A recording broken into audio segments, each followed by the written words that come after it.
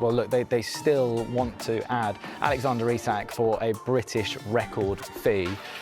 Andy, you know all about a British record fee at the time. You know, Newcastle to Liverpool, £35 million.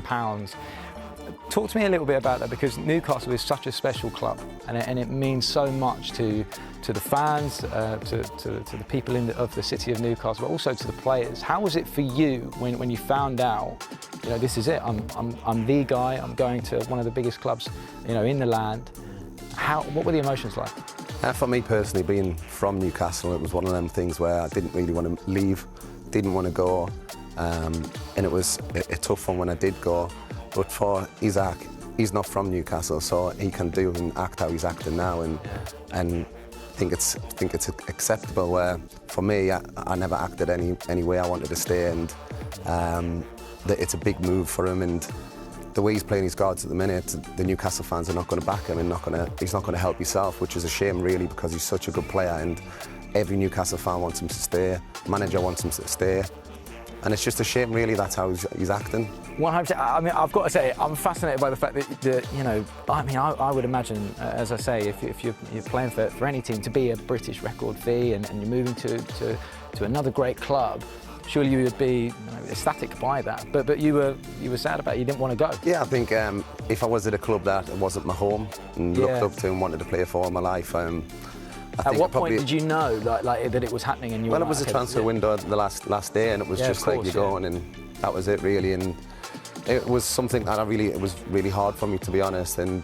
But this move here that he can take, it's not really the same as me, because it's not his club, you know. Yeah. I mean, the Geordies did take him in and made him one of their own, but when he wants to go, that's his mind's changed, you know. Yeah, 100%.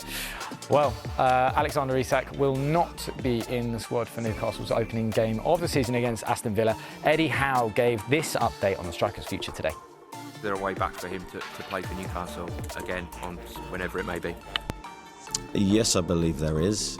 But of course, discussions and talks would have to take place in order for that to happen. I think all options and potential scenarios are open and available to Alex. I don't think any door is closed. Ultimately, it's going to depend on him. I've said many times during this summer, I want him to play, I want him to train, and of course I've had those conversations with him, but I think the details of those conversations need to remain private. Do you still expect Alex to be a Newcastle player on September the 2nd? Yeah, I at the moment I would, but I've got no change of feeling throughout the summer. It's not in my hands, but he's contracted to us, so that's why I say that. I mean, it's interesting to see that, isn't it, really? I mean, it's kind of, you know, the door's open for him to come back, but the big thing is, Carlton, does this move get done? I think it does, you know. You think it does? I think it does.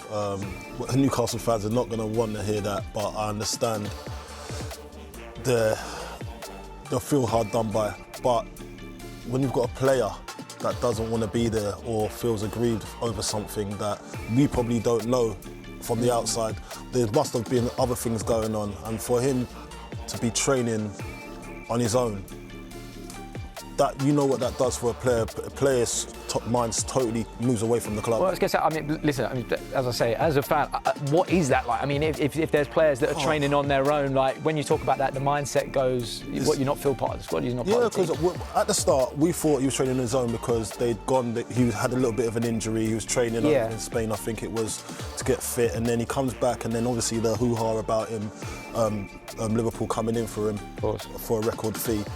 So I was thinking that he's going to go back and return with the team, but then that doesn't happen. Then you're thinking, ooh, there might be something else here. Yeah. And then whether it's Newcastle have told him, listen, go and cool off over there and train on your own, and then come back with a better frame of mind, or he's saying, I'm not training with you until you get rid of me, or we'll go to the next page now because I'm done with you. That's something like that. Yeah. But we can only speculate, you know. And I find it very awkward when we speculate and don't know the facts. Yeah, of course. Because we've been in that position when the story's been printed and it's totally different story. Yeah. So you have to understand. I think he's got to the point. Yeah, what has he promised? Was he promised a new contract last season? Did that happen? I know there was a change of backroom staff and board, and I think it had something to do with that because he was promised something, and then when the new regime came in, it kind of changed. So he probably feels hard done by. Absolutely, and look, Andy, you were there at the Carabao Cup celebrations when Newcastle. I saw you celebrating with the team as well. Was you there with the team? I was up there. Yeah, Was you? The trophy. I saw it. Yeah, but that's You should have got the kit on. The kids with me, they loved it. It was brilliant. But that's it. I mean, look, you know, you are a Newcastle fan. You know, you love that team, and I think if Alexander Isak, if he doesn't get that move, from a Newcastle fan perspective, how do you think they're going to feel about that? How long is that going to take to reintegrate into that side, going out there in St James Park? I think his first goal does it. You think that's it, easy as that? Work hard, run about the pitch. First goal, he'll get the fans back on side. And So you think that's a possibility? I think obviously, yeah. If he's staying and he plays, the fans will turn back and say thanks for staying, and thanks for a couple more goals for this. I don't think he does, but if the door's open for him and he doesn't get his move, and then he ends up staying for the season and scores a couple of goals, I think it's all back. I love that. One goal does it. One goal does it. One goal. It does. Very good. It changes a lot of things, one goal.